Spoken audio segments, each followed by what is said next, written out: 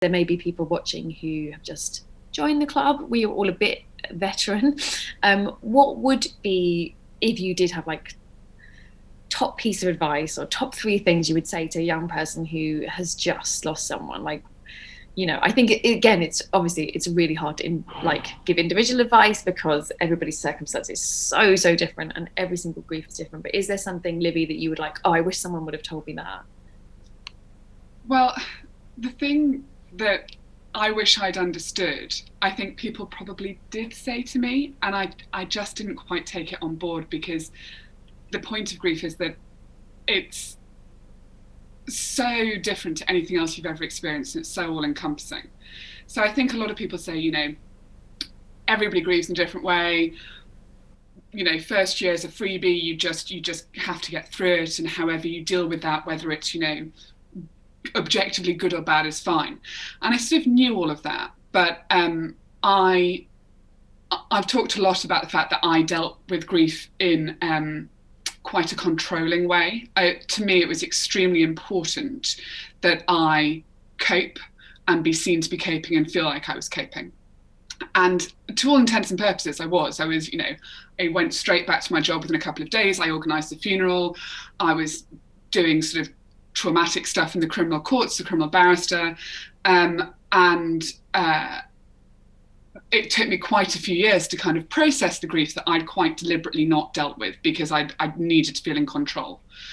And when it came to dealing with that grief, I beat myself up about it a lot. I kept thinking, you know, if I just kind of opened myself up to it, if I hadn't been so controlling in the first place, if I dealt with it properly in the way that people wanted me to, I wouldn't have had all these issues that I now felt I did. I wouldn't have had this kind of repressed trauma within me, and perhaps I just wouldn't be so deeply unhappy all of the time.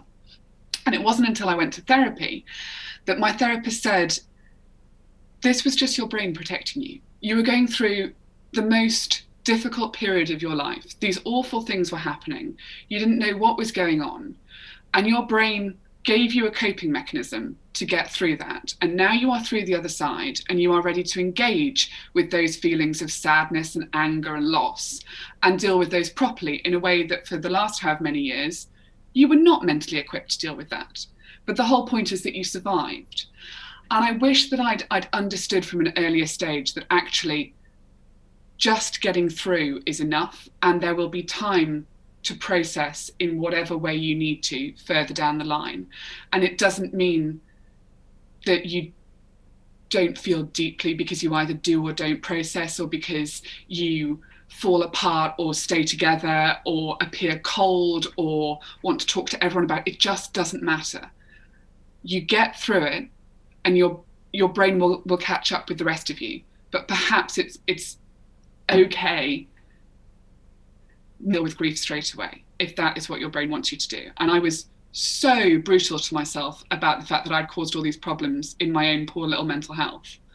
And actually, what my mental health had done was protect itself for quite a while, until I was in a place where it was possible to deal with it. So, I mean, it sort of boils down to be kind to yourself, which is always my advice for anyone dealing with grief. But you just get through, and then you can deal with it. I think that's so important, that, and I hate feeling like this sometimes, but I hate that, like, as a grief elder, as myself and Perna Bell called ourselves once, like, when you are like quite a few years down the line, you can look back at something and you can say, this is what people sort of mean by time heals. Like, time heals is a shit thing to say, especially when you're in year one and you're like, fuck you.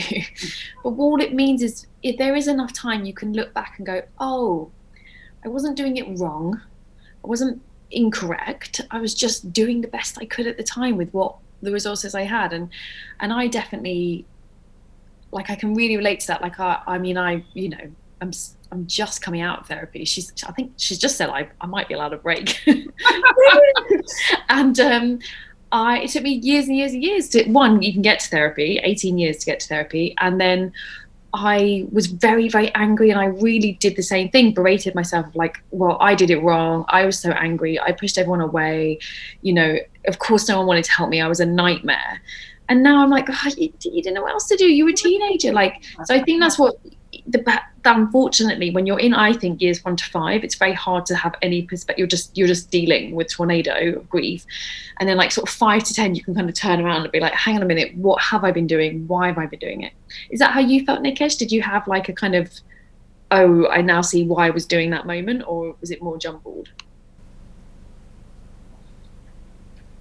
It's hard to say because I feel like I didn't properly grieve for my mum for a really long time, and actually, weirdly, like writing this book last summer, I felt like I was grieving her for the first time properly in a weird way, and it was actually like I had a really good revelation when I came on your podcast. When we were kind of, I think, I don't know if I didn't listen back to it because I can't listen back to my own voice because my own voice is horrendous, but I can't remember if we talked about it on mic or off mic, but I think we were talking about kids and parenthood and being tired, and I also still very clearly from that day remember walking out of the studio and slipping down on some ice as you were looking out of the window, and for months thought, I really hope Cariad didn't see me do that because it was very embarrassing. I didn't, because I was like, I was like, didn't see, because I have no memory of that. I mean, also I've forgotten loads of stuff since I had another baby, but I genuinely have no memory, and I really enjoy people falling over, so I would have remembered it. It would have been a good one to see. But I think the realization I had this is kind of the thesis of this book, is that grief and parenthood often do the same thing to your brain in that they flatten time for you. And just going back to that idea of with time things get easier, or time heals, or like or what some people say about both grief and parenting, that it doesn't get easier, you just get more resilient. But I think sometimes I feel like my mum has been dead for 5 days, and for 3 years, and for 10 years, and for my entire life, and for an hour, all at the same time. And also, when you've got small children, you feel like they are 1 and 5 days old and 20 all at the same time. And so, like, that flattening of time has been a really interesting thing to kind of look at and understand, because, like, you then realise that I think for the longest time I just sort of worried that I should be living life, and like my mum wouldn't want me to be sitting around moping about her. She'd want me to be living and embracing things, but at the same time, like, because time messes with your perception of time, it's okay to not worry about time. I don't even know if that is a sentence that made sense. I just said time about 14 times. You're not the only person who said that on the show. Like, we've talked about, and obviously if you don't have children, you have, doesn't mean you don't understand this point of grief, but it's a very weird moment in your life when you do have children after a grief. Like, for me, it was so similar. Like, I couldn't believe how similar it was. And I always talk about on the show that, like, death is an absence of someone. Like, there's a gap, there's a visible gap, and so you're sort of left like, oh, what's that? Like, there used to be something there. And then birth is a presence, so then you're like, oh, what is this? Like, that didn't used to be there, now I've got to move myself around this baby. And I think they're just opposite sides of the same question, or whatever the phrase is. And I think it's really, I think that what you said, I was just thinking about that, about time, because it's like, because I was so young, I'm getting to a point where I really struggle to see a world where he was around. Like, and I know young grievers find that quite tricky, because you're like, there's no adult memories of him, of myself. So it's hard to kind of, it never feels like 5 minutes to me. It always feels like years and years and years and years. But that's why I think I found 20 hard, because I was like, oh, it's been years. But then 20 was like official. It was like, stamp. You know how you feel? Stamp, it's 20. That's how long it is. And I was like, fuck, like, really not. So, oh my God. It felt so official. And I think both of you, like, it's all always about not judging yourself, isn't it? I suppose that's really what we all feel. It's just like, however you feel, try and just feel it.